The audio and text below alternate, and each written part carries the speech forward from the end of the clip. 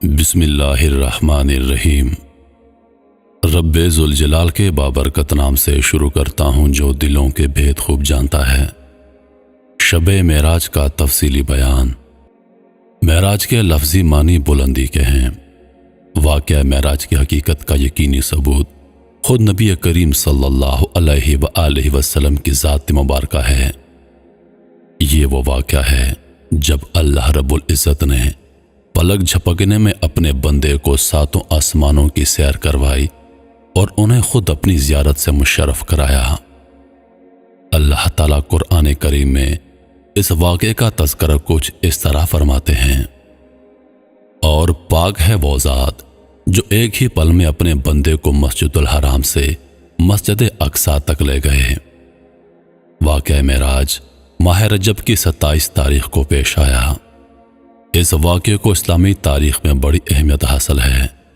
نبی کریم صلی اللہ علیہ وآلہ وسلم نے معراج کی اگلی صبح جب صحابہ کرام سے اس واقعے کا ذکر فرمایا تو کفار نے آپ کی بات کو یہ کہہ کر ماننے سے انکار کر دیا کہ یہ کیسے ممکن ہے۔ آپ نے اپنی بات کی تصدیق میں انہیں مسجد الحرام سے مسجد اقصی تک کے سفر کا حال بیان فرمایا اور راستے میں مسافروں کے حالات سے آگاہ کیا۔ اس پر جب کفار نے آپ کی بتائی ہوئی باتوں کی جب تحقیق کی تو سب کچھ ویسے پایا جیسے آپ نے بیان فرمایا تھا۔ واقعہ معراج کو سن کر کفار مکہ حضرت ابوبکر صدیق رضی اللہ عنہ کے پاس تشریف لے گئے اور انہیں جا کر وہ سب کچھ کہا جو آپ نے انہیں بیان فرمایا تھا۔ حضرت ابوبکر صدیق رضی اللہ عنہ فرمانے لگے، بلا شبہ اگر نبی کریم یہ بیان فرما رہے ہیں تو وہ یقیناً سچ ہوگا۔ حضرت ابوبکر صدیق کے معراج کے واقعے کی تصدیق کرنے کے سبب آپ کو آپ صلی اللہ علیہ وآلہ وسلم نے صدیق کے لقب سے نوازا۔ واقعہ معراج کی تفصیل بیان کرتے ہوئے خود نبی کریم صلی اللہ علیہ وآلہ وسلم فرماتے ہیں، مجھے براق پر سوار کر کے بیت اللہ سے بیت المقدس تک لے گئے، اور براق کی رفتار اتنی تھی کہ جہاں براق کی نگاہ پڑتی اسی لمحے اس کا قدم اسی جگہ پر ہوتا۔ یعنی جب اس نے آسمان کی جانب دیکھا اور اڑنا شروع کر دیا تو اس کا پہلا قدم آسمان پر پڑا۔ سفر کے بیان میں آپ فرماتے ہیں، جبریل علیہ السلام پورے سفر میں میرے ہمراہ تھے۔ بیت اللہ سے بیت المقدس جاتے وقت راستے میں کئی مقامات پر مختلف واقعات رونما ہوئے۔ سب سے پہلے ایک مقام پر جبریل علیہ السلام نے مجھے براق سے اتر کر زمین پر آنے کو کہا۔ میں نے دیکھا کہ وہاں کثرت سے کھجوروں کے درخت تھے۔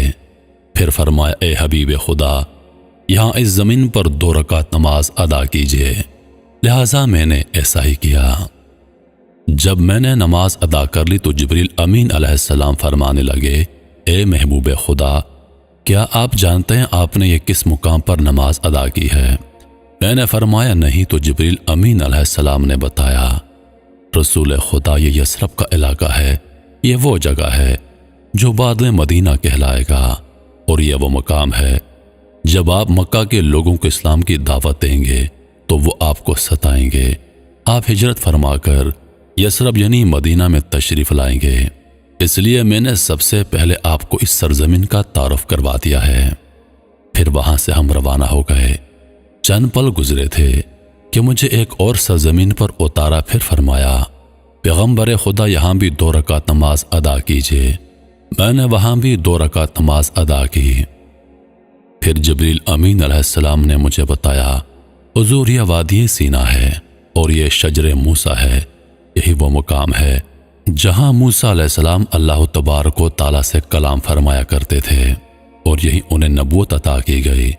اس کے بعد آگے چلے اور مدین کے علاقے میں اترے اور فرمایا، یہاں بھی 2 رکعت نماز ادا کیجیے۔ میں نے وہاں بھی 2 رکعت نماز ادا کر لی تو فرمایا، یہ شعیب علیہ السلام کا علاقہ ہے جہاں آپ نے 2 رکعت نماز ادا کی۔ پھر اس سے ہم آگے چلے اور ایک اور مقام پر رکے اور فرمایا، یہاں بھی 2 رکعت نماز ادا کر لیجیے۔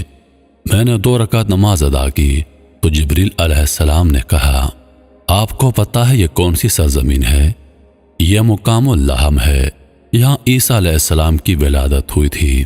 یہ بہت مبارک مقام ہے کیونکہ عیسیٰ علیہ السلام کی ولادت ہونا خود اپنے آپ میں عظیم الشان معجزہ ہے۔ راستے میں یہ عجائبات جاری تھیں اور ہم آگے بڑھ رہے تھے کہ راستے میں ایک کنارے پر کھڑی ایک بڑھیا نے مجھے آواز دی۔ اس پر جبریل علیہ السلام نے مجھ سے کہا، اسے کچھ جواب مت دیجیے اور آگے بڑھیے۔ کچھ اور دور آگے چلے کہ ایک بوڑھے نے مجھے آواز دی۔ اس پر بھی جبریل امین علیہ السلام نے مجھ سے فرمایا، اے حبیب خدا، اسے بھی جواب مت دیجیے اور آگے بڑھیے۔ ہم آگے چل دیے۔ آگے جا کر جبریل امین علیہ السلام نے فرمایا، آپ جانتے ہیں یہ بوڑھے لوگ کون تھے؟ در حقیقت بڑھیا یہ دنیا تھی جو آپ کو آواز دے رہی تھی۔ یہ دنیا آپ کو اپنی طرف پکار رہی تھی۔ میں نے اس لیے آپ کو جواب نہ دینے کے لیے کہا، اگر آپ اس دنیا کی طرف متوجہ ہو جاتے تو آپ کی امت بھی اس دنیا کی طرف متوجہ ہو جاتی اور دنیا کی محبت میں غرق ہو جاتی، لیکن چونکہ آپ نے توجہ نہیں کی اس لیے آپ کی امت بھی انشاءاللہ دنیا کی محبت سے محفوظ رہے گی۔ اور وہ بوڑھا وہ ابلیس تھا۔ یہ ابلیس آپ کو آواز دے رہا تھا، اس لیے اگر آپ ابلیس کی آواز کا جواب دے دیتے تو وہ ملعون آپ کی امت کے اندر اپنا حصہ ڈال دیتا، گویا وہ آپ کی امت کو گمراہ کرتا۔ لیکن آپ کی ابلیس کو نظر انداز کرنے کے سبب اللہ نے آپ کو اور آپ کی امت کو ابلیس کے شر سے محفوظ کر دیا ہے، اور اللہ نے دنیا کو بوڑھا دکھا کر آپ پر یہ حقیقت واضح کر دی ہے کہ بس دنیا اب بوڑھی ہو چکی ہے اور اس کی اتنی ہی عمر باقی ہے۔ کسی بھی وقت اس بڑھیا کو موت آ سکتی ہے، اسی طرح کسی بھی وقت اس دنیا کو موت آ سکتی ہے۔ تو گیا اس کے بعد میں بیت المقدس تک پہنچا، پھر وہاں مجھے براق سے اتارا گیا۔ جب مجھے براق سے اتار لیا گیا تو وہاں جبریل علیہ السلام نے زمین سے ایک پتھر اٹھایا، اس میں سوراخ کیا اور براق کی رسی کو اس سوراخ میں باندھ کر اسے بیت المقدس میں چھوڑ دیا۔ پھر میں بیت المقدس کے اندر داخل ہو گیا۔ وہاں ابراہیم علیہ السلام، موسیٰ علیہ السلام اور عیسیٰ علیہ السلام نے میرا استقبال کیا۔ اس کے بعد مؤذن نے اذان دی، اس کے بعد اقامت ہوئی اور میں نے دیکھا کہ وہاں اور لوگ آنا شروع ہو گئے اور دیکھتے ہی دیکھتے پوری مسجد بھر گئی۔ اب سب امام کے منتظر تھے۔ ہم سب انتظار کرنے لگے کہ امامت کے مصلی پر کون کھڑا ہوگا۔ حضور فرماتے ہیں، جبریل امین علیہ السلام نے میرا ہاتھ پکڑا اور مجھے لے جا کر امامت کے مصلی پر کھڑا کر دیا۔ میں نے 2 رکعت نماز پڑھائی۔ علماء کرام فرماتے ہیں یہ نفل نماز تھی جو آپ علیہ السلام نے پڑھائی تھی، کیونکہ عشاء کی نماز جو معراج سے پہلے آپ پر فرض تھی وہ آپ ادا کر چکے تھے اور آپ سونے کے لیے لیٹ چکے تھے جب یہ معراج کا واقعہ پیش آیا۔ پھر آپ صلی اللہ علیہ وآلہ وسلم فرماتے ہیں کہ جب میں نے نماز پڑھی تو انبیاء کرام علیہ السلام میں سے ابراہیم علیہ السلام آگے تشریف لائے اور خطبہ فرمایا، اور اس کے بعد انہوں نے تقریر کی۔ ان کے بعد موسیٰ علیہ السلام آئے، انہوں نے تقریر کی۔ پھر عیسیٰ علیہ السلام تشریف لائے اور انہوں نے تقریر کی۔ ان کے بعد داؤد علیہ السلام آئے، پھر انہوں نے تقریر کی۔ اس طرح سب انبیاء کرام علیہ السلام آئے اور آخر میں ممبر پر گیا اور تقریر کی۔ جب نماز سے فارغ ہو گئے تو جبریل امین علیہ السلام نے پوچھا، اے اللہ کے حبیب، کیا آپ جانتے ہیں یہ تمام لوگ کون ہیں؟ میں نے جواب دیا نہیں۔ اس پر جبریل امین علیہ السلام فرمانے لگے، یہ تمام انبیاء ہیں جو آپ کے پیچھے مقتدی بن کر نماز پڑھ رہے تھے۔ اللہ تعالیٰ نے یہ مقام عالی آپ کو عطا فرمایا اور یہ ثابت کر دیا ہے کہ آپ افضل الرسول اور امام الانبیاء ہیں۔ پھر جبریل امین علیہ السلام مجھے وہاں سے لے کر چلے اور آسمان پر پہنچے۔ جب ہم روانہ ہو گئے تو زمین سے لے کر آسمان تک ایک سیڑھی لگا دی گئی۔ وہ سیڑھی اتنی بلند تھی اور اتنی حسین و جمیل تھی اور اتنی نورانی تھی کہ الفاظوں میں اس کا بیان ممکن نہیں۔ اتنی خوبصورت سیڑھی میں نے اس سے پہلے کبھی نہیں دیکھی تھی۔ براق نے اس سیڑھی کے اوپر چڑھنا شروع کر دیا۔ پس تاحت دینے کا اس کا پہلا قدم پڑا، یعنی اتنی تیز اس کی نظر تھی کہ بہت دور تک اس نے دیکھا، اور جہاں اس کی نگاہ پہنچی وہاں پر اس کا پہلا قدم پہنچا، اور وہ پہلا آسمان تھا۔ وہ سیڑھی ہی براق کا وہ نورانی راستہ تھی کہ جس پر مجھے براق لے کر چل رہا تھا۔ اس طریقے سے ہم پہلے آسمان پر پہنچ گئے، اور میرے مسجد اقصی سے روانہ ہونے سے قبل ان تمام انبیاء کو روانہ کر دیا گیا تھا جو میری امامت میں نماز ادا کرنے کے لیے آئے ہوئے تھے۔ انبیاء کی آمد کے بارے میں دو رائے قائم ہیں۔ ایک کے مطابق اللہ تعالیٰ نے انبیاء کو جسم خاکی یعنی زندہ وجود کے ساتھ زمین پر بھیجا تھا، جبکہ دوسرا قول یہ ہے کہ انہیں جسم مثالی دے کر یعنی بظاہر جسمانی ساخت دے کر انہیں زمین پر بھیجا، سوائے عیسیٰ علیہ السلام اور ادریس علیہ السلام کے، کیونکہ انہیں اللہ تعالیٰ نے جسم خاکی کے ساتھ ہی زندہ آسمان پر اٹھا لیا تھا، لہذا وہ اپنے انسانی جسم کے ساتھ تشریف لائے تھے، جبکہ دیگر انبیاء کرام علیہ السلام جسم مثالی کے ساتھ۔ نماز کے فوراً بعد وہ سبھی انبیاء واپس اپنے مقام تک پہنچا دیے گئے، کیونکہ انہوں نے آپ کا آسمان پر بھی استقبال کرنا تھا۔ ایک اور مقصد اللہ تعالیٰ نے حضرت محمد صلی اللہ علیہ وآلہ وسلم کو مسجد اقصی تک پہنچا کر پورا کیا، وہ یہ کہ ہم سب پر بھی اس بات کا اشارہ کر دیا کہ آپ نبی القبلتین ہیں، یعنی آپ دونوں قبلوں کے نبی ہیں، بیت اللہ شریف کے بھی اور بیت المقدس کے بھی۔ اور بیت المقدس کے اندر جتنے بھی انبیاء کرام علیہ السلام ہیں، ان انبیاء کا امام بھی یہی نبی ہے۔ گویا بنی اسرائیل پر یہ بات واضح کر دی کہ بنی اسماعیل کا جو قبیلہ ہے اب پوری انسانیت کا وہی قبیلہ ہوگا۔ چنانچہ وہی ہوا کہ بعد میں بیت اللہ شریف کو پوری دنیا کی انسانیت کے لیے قبلہ قرار دے دیا گیا۔ آپ صلی اللہ علیہ وآلہ وسلم فرماتے ہیں، جب ہم پہلے آسمان پر پہنچے تو پہلے آسمان پر میرا استقبال آدم علیہ السلام نے کیا، ان سے میری ملاقات ہوئی۔ جب ہم دوسرے آسمان پر پہنچے تو عیسیٰ علیہ السلام سے میری ملاقات ہوئی، اور انہی کے ساتھ وہاں یحییٰ علیہ السلام بھی موجود تھے۔ اس کے بعد ہم تیسرے آسمان پر پہنچے تو وہاں یوسف علیہ السلام کے ساتھ میری ملاقات ہوئی۔ چوتھے آسمان پر ادریس علیہ السلام کے ساتھ ملاقات ہوئی۔ پانچویں آسمان پر ہارون علیہ السلام سے میری ملاقات ہوئی۔ جب ہم چھٹے آسمان پر پہنچے تو موسیٰ علیہ السلام سے ملاقات ہوئی، اور ساتویں آسمان پر حضرت ابراہیم علیہ السلام کے ساتھ میری ملاقات ہوئی۔ گویا ان ساتوں آسمانوں تک کی بلندیاں 7 معراجیں ہیں جو آپ صلی اللہ علیہ وآلہ وسلم نے طے کی، اور ان کا کتنا فاصلہ ہے اس کے بارے میں حضرت ابو ہریرہ رضی اللہ عنہ فرماتے ہیں کہ زمین سے لے کر آسمان تک کا فاصلہ 500 سال کی مسافت ہے، یعنی اگر ایک مسافر 500 سال تک اپنے اعتدال کی رفتار کے ساتھ چلتا رہے تو وہ 500 سال بعد پہلے آسمان پر ہوگا۔ پھر فرمایا، پہلے آسمان کی موٹائی 500 سال کی مسافت ہے، پھر پہلے آسمان سے دوسرے آسمان تک کا سفر 500 سال کی مسافت ہے، پھر دوسرے آسمان کی موٹائی 500 سال کی مسافت ہے، اسی طرح دوسرے آسمان سے تیسرے آسمان تک کا سفر اور تیسرے آسمان کی موٹائی بھی 500 سال کی مسافت ہے۔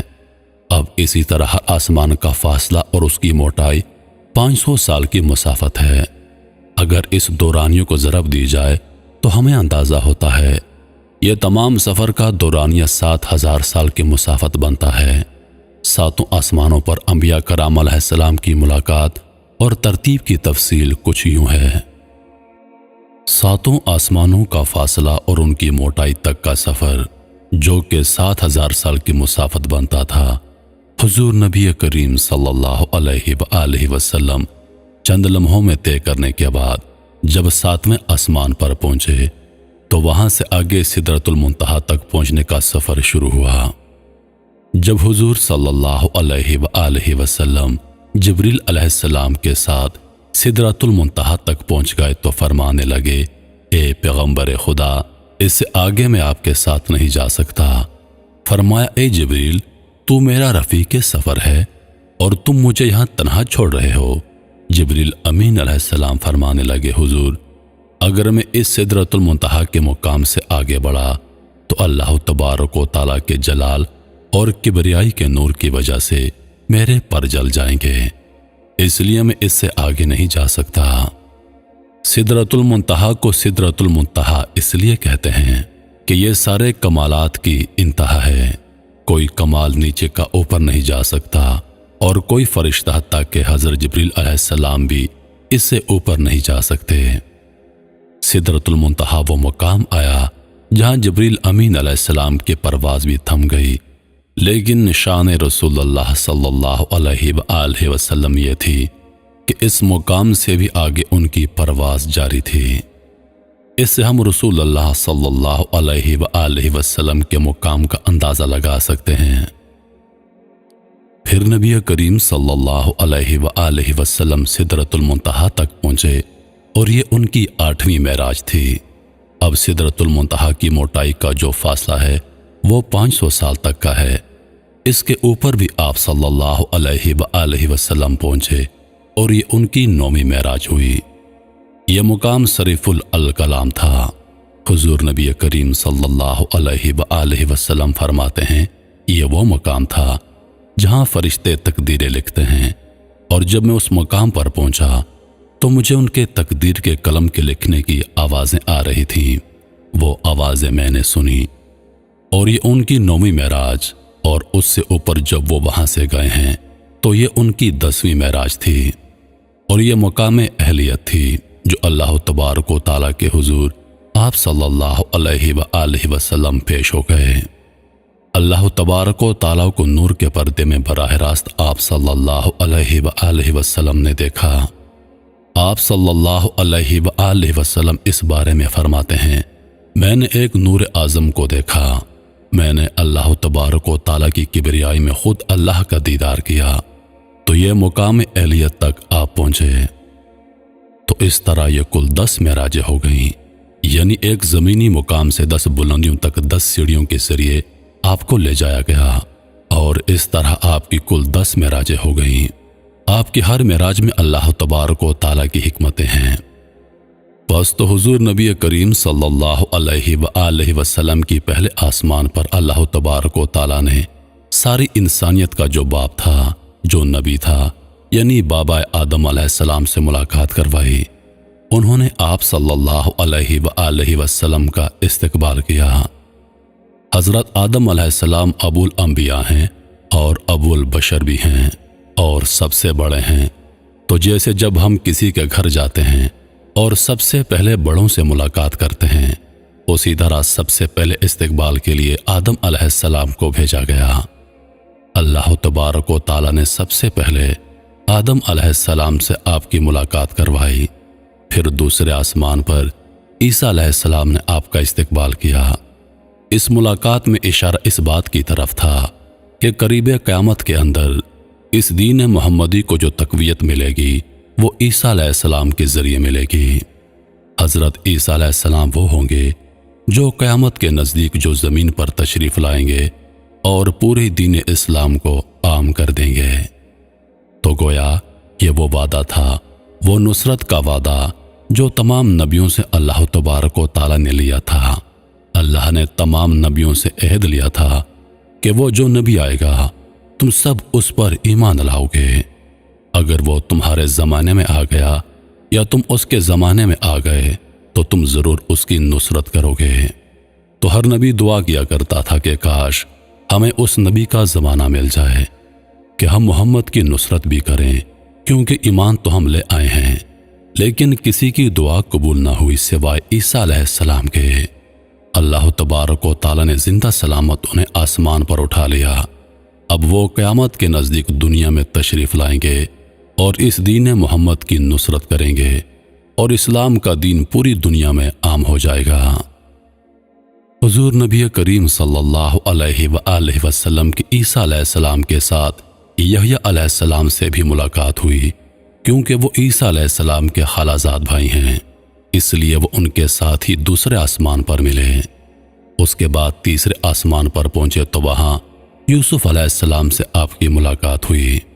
اس ملاقات میں اس بات کی طرف اشارہ تھا کہ کیسے یوسف علیہ السلام نے تکلیفیں برداشت کی، ان کے بھائیوں نے انہیں کنویں میں پھینکا ان کو مصر کے بازار میں فروخت کیا۔ انہوں نے سختیاں برداشت کی، جیل کاٹی، اور اللہ پاک نے ان کو مصر کا حکم بنا دیا۔ اسی طرح حضور نبی کریم صلی اللہ علیہ وآلہ وسلم تکلیفیں برداشت کرنے کے بعد ایک دن فتح یاب ہوں گے اور پورے عرب میں اسلام کا پرچم لہرائیں گے۔ چوتھے آسمان پر ادریس علیہ السلام کے ساتھ آپ کی ملاقات ہوئی۔ اس میں اس بات کی طرف اشارہ تھا کیونکہ ادریس علیہ السلام اللہ پاک کے وہ پہلے پیغمبر ہیں جنہوں نے قلم ایجاد کی، قلم سے لکھنا انہوں نے شروع کیا، اور حضور پاک صلی اللہ علیہ وآلہ وسلم کو اس بات کی طرف اشارہ کیا کہ آپ بھی اسلام کی تبلیغ میں لوگوں کو خطوط لکھیں گے۔ تو اس لیے ادریس علیہ السلام کے ساتھ آپ کی ملاقات ہوئی۔ پھر پانچویں آسمان پر پہنچے تو وہاں ہارون علیہ السلام کے ساتھ آپ کی ملاقات ہوئی۔ ہارون علیہ السلام سے ملاقات میں یہ اشارہ تھا کہ جس طرح ہارون علیہ السلام نے لوگوں کو بچڑے کی پوجا کرنے سے روکا کہ شرک نہ کرو اور توحید پر قائم رہو، تو ماننے والے مان گئے، جو نہیں مانے ان کو قتل کیا گیا۔ تو حضور پاک صلی اللہ علیہ وآلہ وسلم بھی جب عرب میں اپنی نبوت کا اعلان کریں گے، لوگوں کو شرک سے روکیں گے، تو لوگ آپ کے دشمن ہو جائیں گے اور آپ لوگوں سے جنگ کریں گے، لوگوں سے غزوات کریں گے، اور اس میں بہت سے کفار کو قتل کر دیا جائے گا۔ اور بلا شبہ غزوہ بدر میں ابو جہل سمیت 70 بڑے بڑے سردار مارے گئے تھے، اور یہ اللہ پاک نے انہیں مرتد ہونے کی سزا دی تھی۔ پھر چھٹے آسمان پر موسیٰ علیہ السلام کے ساتھ آپ کی ملاقات ہوئی۔ اس ملاقات میں اس بات کی طرف اشارہ تھا کہ جیسے موسیٰ علیہ السلام جو آگے خلیفہ تھے اور دوسرے ان کے جو نائب نبی تھے وہ یوشع علیہ السلام تھے، ان کے ہاتھ پر ملک شام کو فتح کیا گیا، بالکل اسی طرح اے اللہ کے حبیب آپ کے جو نائب ہیں ان کے ہاتھ پر ملک شام کو فتح کیا جائے گا۔ اور اس طرح حضرت عمر بن خطاب رضی اللہ عنہ کے ہاتھ سے ملک شام کو سارے علاقوں کو فتح کروایا گیا تھا۔ اس کے بعد ساتویں آسمان پر ابراہیم علیہ السلام کے ساتھ آپ کی ملاقات ہوئی۔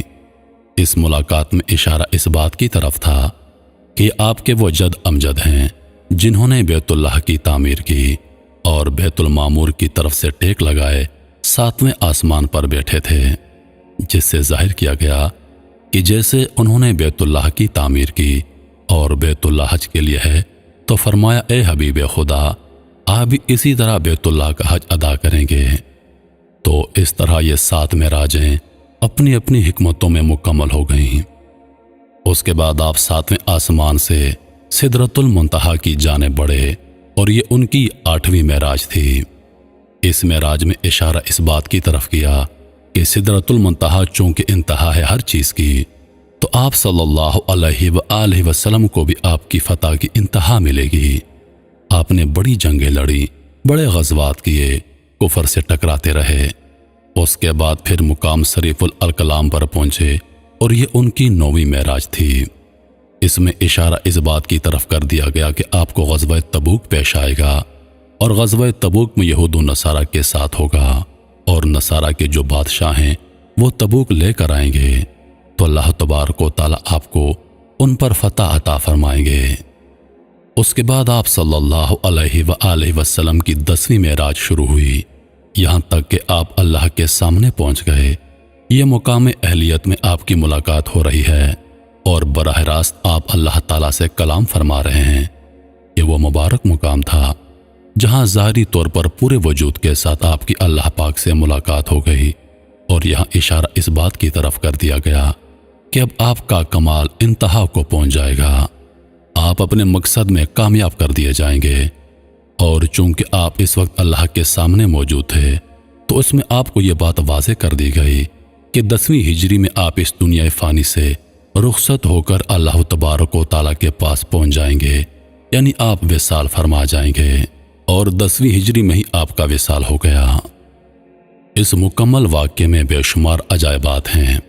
10ویں معراج یعنی دیدار الہی سے ملاقات کی تفصیل میں بیان ہوا ہے کہ اللہ تبارک و تعالی حضور صلی اللہ علیہ وآلہ وسلم سے فرماتے ہیں، اے میرے بندے تجھے اپنے لیے کون سا لقب سب سے زیادہ پسند ہے کہ میں تجھے کس لقب سے پکاروں؟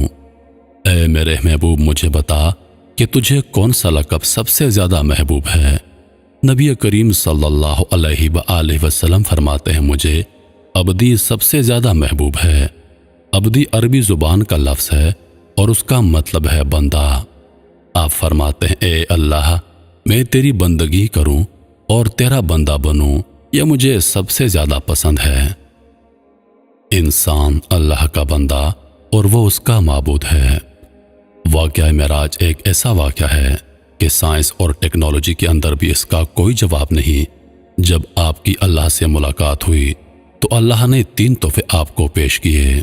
کیونکہ آپ اللہ کے محبوب ہیں تو انہوں نے آپ کو تحائف پیش کیے۔ پہلا تحفہ آپ کو پیش کیا نماز کا۔ اللہ تعالیٰ نے آپ کو اور آپ کی امت کو 5 نمازوں کا تحفہ عطا فرمایا۔ اصل میں یہ 50 نمازیں تھیں جو آپ کو پیش کی گئی تھی، لیکن انہیں کم کر کے 5 کر دیا گیا اور بس وہ 5 رہ گئیں۔ لیکن ساتھ میں 3 روزے ماہ رمضان میں رکھنا فرض کر دیا۔ دوسرا تحفہ آمن الرسول سورۃ البقرہ کی آخری آیات جو ہیں یہ معراج شریف کی رات کو پیش کی گئی ہیں۔ اور تیسرا تحفہ نبی کریم صلی اللہ علیہ وآلہ وسلم کو یہ عطا کیا گیا کہ اللہ تعالیٰ فرماتے ہیں اے میرے محبوب اگر آپ کی امت شرک سے بچے گی تو اس کے کبیرہ گناہ میں خود معاف فرما دوں گا اور انہیں جنت میں داخل کر دوں گا۔ سبحان اللہ۔ سمجھنے والی بات انتہائف کی یہ ہے کہ اتنا عظیم بادشاہ جب اپنے محبوب بندے کو خود تحفہ دے گا تو ذرا سوچیں ان تحفوں کی عظمت کا عالم کیا ہوگا۔ معراج کا واقعہ نبوت کے 5ویں سال رجب کی 27 تاریخ کو پیش آیا۔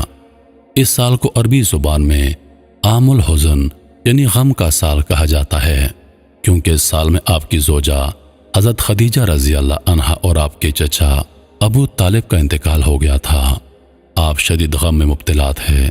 اللہ تعالیٰ نے آپ کے دل سے اس غم کو بھلانے اور آپ کو اپنی قدرت کے کرشمے دکھانے کے لیے آپ کو 7 آسمانوں کی معراج کروائی۔ کیونکہ یہ سفر آسمانوں کی بلندیوں کی طرف تھا اس لیے اس کا نام معراج رکھا گیا۔ معراج کے لغوی معنی ہے سیڑھی یا پھر بلندی کے۔